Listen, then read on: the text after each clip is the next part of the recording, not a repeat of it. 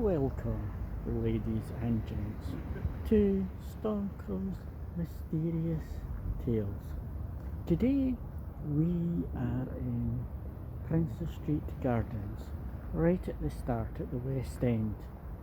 And today we have a very cool, mysterious story.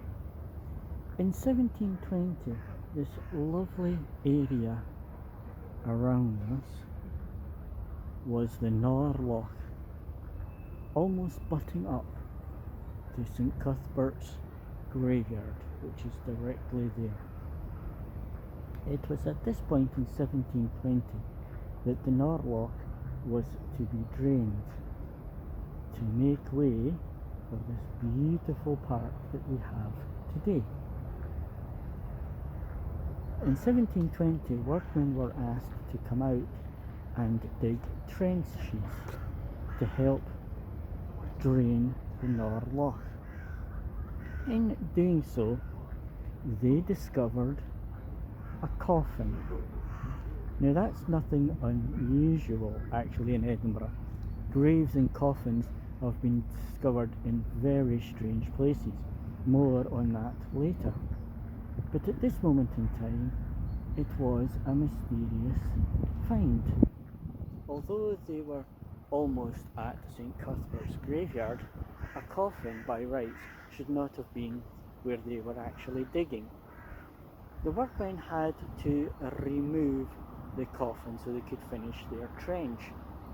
As they were lifting the coffin, they discovered 3 bodies inside the coffin itself. This is in part due to the coffin disintegrating. The 3 bodies literally fell out of it. One was obviously a man, the other 2 possibilities of being female. At that time they didn't know what to do with them, so doing what comes naturally, they decided to rebury the coffins. Well, rebury the bones that was in the coffin, and in doing so they buried them exceedingly close to the new excavations that were undertaking next to St Cuthbert's.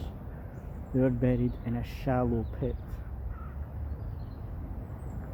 Time went on, and it was eventually discovered that the 3 bodies they had found within the trench that they had been digging actually belonged to George Sinclair and his 2 sisters, who were deemed to be executed for incest in 1620. So 100 years later, their bodies were discovered.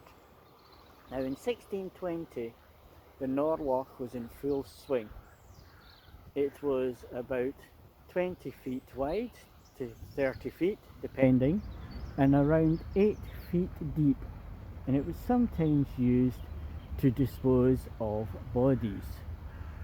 The council at the time, thinking it probably cheaper to drown the bodies and to get rid of them that way, instead of hanging them, which would have been expensive to hang 3 bodies on the same day, decided in all wisdom to put the bodies already into an oak coffin and float it out into the middle of the loch, where it would duly sink to the bottom of the loch, thereby drowning the 3 victims inside. Although this was a predominantly suffering and painful way to go, so is hanging. So it was the lesser of the 2 evils, or so the council thought. And that's what happened in 1620. The 3 bodies in the coffin were 2 sisters and a brother who were found guilty of committing incest. which was deemed unnatural fornication by the Church of Scotland, thereby deemable a hanging offence by the council and local constabulary. I do hope you have enjoyed this tale for today. Thank you for joining.